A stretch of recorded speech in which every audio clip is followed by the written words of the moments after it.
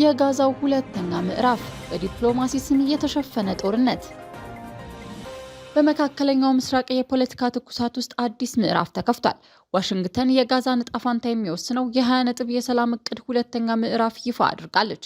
ይሁን እንጂ የዲፕሎማሲው ብርሃን ጋዛን ከመድረሱ በፊት የጥቁር ጭስ ደመና ሰማዩን ጋርዶታል። ባለፉት ጥቂት ሰዓታት ውስጥ ብቻ በእስራኤል ተዋጊ ጄቶች በተሰነዘረ ድብደባ ቢያንስ 10 ፍልስጤማውያን ሕይወታቸው አልፏል።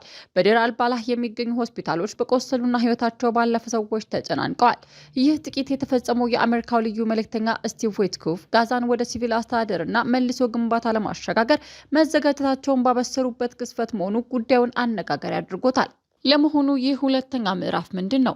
እንደ ዋሽንግተን እቅድ ከሆነ ጋዛ ከሐማስ አገዛዝ ወጥታ በጋዛ ብሔራዊ የአስተዳደር ኮሚቴ ስር ትሆናለች። ይህ ኮሚቴ በፖለቲካ አቋም ባለሙያዎችን ያቀፈ ነው። ዓላማውም ለ18 ዓመታት የዘለቀውን የሐማስን የበላይነት ማክተምና በቢሊዮን የሚቆጠር ዶላር የሚፈጅ የመልሶ ግንባታ ስራ መጀመር ነው። ነገር ግን በመሬት ላይ ያለው እውነታ ከዚህ ሰነድ ጋር ፍጹም ይቃረናል። የእስራኤል አጠቃላይ ሚኒስትር ቤንያሚን ኔታንያሁ የዋሽንግተን መግለጫ ተምሳሌታዊ ብቻ መሆኑን በግልጽ ተናግረዋል። ኔታንያሁ እንደሚሉት የእስራኤል ጦር የጸጥታ ዋስትና ሳያገኝና ታጋቾቹ ሳይመለሱ ከመሰረታዊ ስትራቴጂካዊ ቦታዎች አይወጣም። ይህ ማለት ደግሞ የሲቪል አስተዳደሩ በጦርነት ጥላ ስር እንዲቆም መገደዱን ያሳያል። በተለይ አሳዛኙ ገጽታ በጋዛ እየደረሰ ያለው ሰብአዊ ቀውስ ነው። በጦርነቱ ፍርስራሽ መካከል የሚኖሩት በሚሊዮን የሚቆጠሩ ፍልስጤማውያን አሁን ሁለት ጠላቶች ተጋርጠውባቸዋል። አንደኛው በሰማይ የሚዘንበው ቦምብ ሲሆን፣ ሁለተኛው ደግሞ አጥንት ሰብሮ የሚገባውና ህጻናትን እየቀጠፈ ያለው የክረምት አውሎ ንፋስ ነው። ቢያንስ 5 ህጻናት በቅዝቃዜ ምክንያት መሞታቸው ተረጋግጧል። የአሜሪካው የ20 ነጥብ እቅድ ጋዛን ትጥቅ ለማስፈታት የሰላም ቦርድ እንዲቋቋም ይደነግጋል። ስለዚህም ሐማስና ሌሎች ታጣቂዎች ትጥቅ እንዲፈቱ ከፍተኛ ጫና እየተደረገባቸው ነው።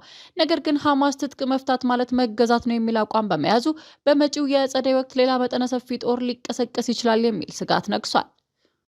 በመካከለኛው ምስራቅ የጦርነት ትንቅንቅ። ፕሬዚዳንት ትራምፕ ከዋይት ሀውስ በሰጡት መግለጫ አሜሪካ ከኢራን በኩል ጠንካራ ማረጋገጫ ማግኘቷ ይፋ አደረጉ። እንደ ፕሬዚዳንት ገለጻ በኢራን ዋና ዋና ከተሞች ሲካሄድ የነበረው የሰልፈኞች ግድያ መቆሙንና የታቀዱ የሞት ቅጣቶች መሰረዛቸውን የሚገልጽ መልእክት ደርሷቸዋል።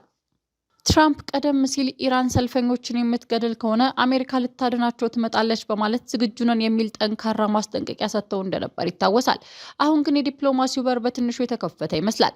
ይህ የትራምፕ ውሳኔ በድንገት የመጣ ሳይሆን ከጀርባው የሳውዲ አረቢያ፣ ኳታርና ኦማን ከፍተኛ ዲፕሎማሲያዊ ግፊት አለበት። እነዚህ ሀገራት በዋይት ሀውስ በኩል የሚሰነዘር ማንኛውም ጥቃት በቀጥታ የእነሱን ጥቅም እንደሚጎዳ በመግለጽ ተማጽኖን አቅርበዋል። ጦርነት ቢቀሰቀስ የዓለም የነዳጅ አቅርቦት 20 በመቶ የሚያልፍበት በሆርሙዝ ባህር ውስጥ እንደሚዘጋ አስታውቋል። ይህ ከሆነ የነዳጅ ዋጋ በአንድ ጀንበር ሰማይ ሊነካ እንደሚችል ለትራምፕ አስረድተዋል። በተለይ ኳታር በአገሯ የሚገኘው የአሜሪካ አልኡዴይድ ጦር ለኢራን ሚሳኤሎች ቅርብ መሆኑ እጅግ አሳስቦታል። ዲፕሎማሲው በሚሰነዘርበት በዚህ ወቅት የኢራን ብሔራዊ ቴሌቪዥን ግን በሌላ መልእክት እያስተላለፈ ነው። የመታ ይመታል በሚል ርዕስ የተለቀቀው ወታደራዊ ቪዲዮ የኢራንን የባላስቲክ ሚሳይል አቅምና ዘመናዊ ድሮኖችን ለዓለም አሳይቷል። የኢራን ጦር አዛዦች ማንኛውም የአሜሪካ ጥቃት ቢሰነዝር አጸፋው ተመጣጣኝ ወይም ከዚያ በላይ እንደሚሆን ዝተዋል። የኢራን የውጭ ጉዳይ ሚኒስትር አባዝ አራግቺ ግን አሁንም ከጦርነት ይልቅ ዲፕሎማሲ ይሻላል በማለት የሽምግልናውን መንገድ መርጠዋል። የኢራን ጠላት የሆነችው እስራኤል በዚህ ውጥረት ውስጥ የያዘችው አቋም እየተለየ ነው። ምንም እንኳን በኢራን ውስጥ ያለው የሃይማኖታዊ አገዛዝ እንዲወገድ ብትፈልግም ለጊዜው በቀጥታ ጦርነት ውስጥ መግባት እንደማትፈልግ ገልጻለች። ሩሲያና ቻይና አሜሪካ በኢራን ጉዳይ ላይ ጣልቃ መግባቷን አጥብቀው ተቃውመዋል። በተለይ ቻይና በትራምፕ አስተዳደር የተጣለውን የ25 በመቶ አዲስ የታሪፍ ጫና እንደ የኢኮኖሚ ጦርነት እቀጥረዋለሁ ስትል አስታውቃለች።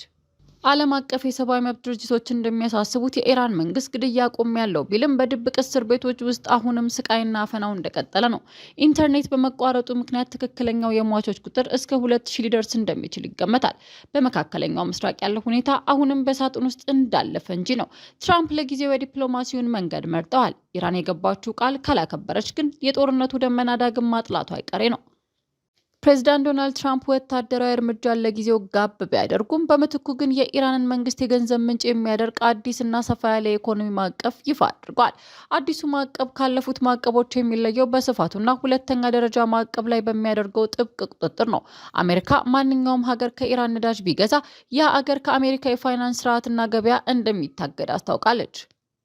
ይህም በተለይ ለቻይናና ህንድ ትልቅ ማስጠንቀቂያ ነው። ትራምፕ ከኢራን ጋር የንግድ ግንኙነት ያላቸው ሀገራት ወደ አሜሪካ በሚልኩት ምርት ላይ ተጨማሪ የ25% ታሪፍ እንደሚጣል ዝተዋል። ይህ እርምጃ የኢራንን የንግድ አጋሮች ለማስፈራራት የታለመ ነው። የኢራን ማዕከላዊ ባንክ ከዓለም አቀፍ የገንዘብ ዝውውር ሙሉ በሙሉ እንዲታገድና በክሪፕቶ ምንዛሬ የሚደረጉ የንግድ ልውውጦች በቴክኖሎጂ እንዲታገዱ ትዕዛዝ ተላልፏል። ከነዳጅ ቀጥሎ ለኢራን ትልቅ ገቢ የሚያስገኙት የብረት፣ የአልሙኒየምና የመዳብ ምርቶች ወደ ውጭ እንዳይወጡ ታግደዋል። ይህ ማዕቀብ በኢራን ምጣኔ ሀብት ላይ ከፍተኛ ቀውስ እያስከተለ ይገኛል። የኢራን ሪያል በአንድ ሳምንቱ 30% የሚጠጋ ዋጋውን አጥቷል። ይህም የኑሮ ውድነቱ ከ60% በላይ እንዲጨምር አድርጎታል። መድኃኒቶችና የምግብ ምርቶች ከውጭ ለማስገባት የገንዘብ ዝውውሩ በመታገዱ ምክንያት በገበያ ላይ ከፍተኛ እጥረት ታይቷል። የውጭ ኩባንያዎች በተለይ የቻይና የነዳጅ ኩባንያዎች ከኢራን እየወጡ በመሆኑ በሺዎች የሚቆጠሩ ዜጎች ስራቸውን እያጡ ነው። ቻይና የአሜሪካን የ25% ታሪፍ ዛቻ የኢኮኖሚ ሽብርተኝነት ስትል ጠርታታለች። ቤጂንግ ከኢራን ጋር ያላትን የነዳጅ ንግድ በራሷ የገንዘብ ምዛኔ ለመቀጠል እየሞከረች ቢሆንም የአሜሪካ ማዕቀብ ግን በቻይና ባንኮች ላይ ከፍተኛ ስጋት ፈጥሯል። የጄኔራል አበባው ትዕዛዝ አስተላለፍ። የኢፌዴሪ የጦር ኃይሎች ምክትል ጠቅላይ ኤታማዦር ሹም ጄኔራል አበባው ታደሰ በቅርቡ ከመከላከያ መገናኛና ኢንፎርሜሽን ሲስተም አመራሮች ጋር ባደረጉት ስብሰባ ያስተላለፉት መልእክት የኢትዮጵያ መከላከያ ሰራዊት ለወደፊቱ ጦርነት እያደረገ ያለውን ዝግጅትና የሚከተለውን አዲስ ወታደራዊ አስተሳሰብ የሚያመላክት ነው። ጄኔራል አበባው መገናኛና ኢንፎርሜሽን የነርቭ ስርዓት በማለት መግለጻቸው ዝም ብሎ የተመረጠ ቃል አይደለም። በሰው አካል ውስጥ የነርቭ ስርዓት መረጃን ከአንጎል ወደ ብልቶች በማስተላለፍ እንቅስቃሴን እንደሚመራ ሁሉ በዘመናዊ ጦርነትም ያለ ጥራት ያለው የመረጃ ልውውጥ ሰራዊቱ እንደደነዘዘ አካል ይቆጠራል የሚል ነው። መረጃ በወቅቱ ካልደረሰ የቱንም ያህል የታጠቀ ሰራዊት ቢኖር የውሳኔ መዘግየት ይፈጠራል። ጄኔራሉ ይህንን ስርዓት ማዘመን የሰራዊቱን ቅድሚያ የሚሰጠው ተግባር መሆኑን አጽንኦት ሰጥተዋል። በጦር ሜዳ ላይ የሚፈጠሩ ለውጦችን ወዲያውኑ ወደ አመራሩ ለማድረስና ከአመራሩ የሚመጣጠን ትዕዛዝ ወደ ታችኛው ክፍል ለማውረድ የቴክኖሎጂ አቅም ወሳኝ መሆኑ ተመላክቷል። አሁን መዘጋጀት አለብን የሚለው የጄኔራሉ ጥሪ ጦርነት ከባህላዊ የመሳሪያ ድምጽ ወጥቶ ወደ ሳይበርና ቴክኖሎጂ ሽግግር ማድረጉን የሚጠቁም ነው። ወቅታዊ ጦርነቶች በድሮን በሳተላይት መረጃና በሳይበር ጥቃት እየታጀቡ ናቸው። ጄኔራሉ ሰራዊቱ በእነዚህ ዘርፎች በሙያ ማብቃት እንዳለበት ሲያሳስቡ ኢትዮጵያ በሳይበር ደህንነቷ የመከላከል ብቻ ሳይሆን የማጥቃት አቅሟንም ማሳደግ እንዳለባት እየገለጹ ነው። የጠላት ወገን የሰራዊቱን የመገናኛ መስመሮች ለመጥለፍ ወይም ለማቋረጥ የሚሞክርበትን እድል ለመቀነስ ዘመናዊነትና አስተማማኝ ያለው የኢንፎርሜሽን ሲስተም መገንባት የግድ ይላል። ይህ አገላለጽ ሁለት ትርጉሞችን ሊያስተላልፍ ይችላል። አንደኛው በዓለም አቀፍ ደረጃ ወታደራዊ ሳይንስ እየተቀየረ ስለሆነ ሰራዊቱ ራሱን ካላዘመነ ተጋላጭ ይሆናል የሚል ሲሆን፣ ሁለተኛው ደግሞ ሀገሪቱ ካለችበት ወቅታዊ የጸጥታ ሁኔታ አንጻር ሰራዊቱ በማንኛውም ጊዜ ለሚመጣ ጥሪ ብቁ ሆኖ መጠበቅ እንዳለበት የሚያሳስብ ነው።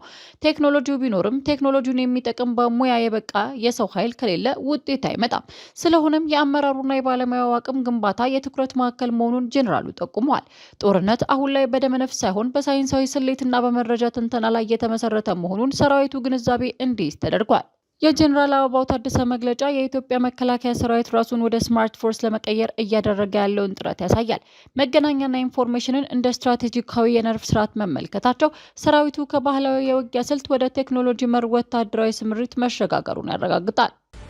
ክቡራን አድማጮቻችን ለሰዓቱ ብታዳምጣችሁ ያልኳቸውን አጫጭር መረጃዎች ያዳመጣችኋቸውን ይመስላሉ። ስለተከታተላችሁን ከልብ እያመሰገንኩ ከሰዓታት በኋላ በሌሎች አጫጭር ጥንክሮች እስከምንገናኝ በያላችሁበት መልካም ውሎ እመኛለሁ።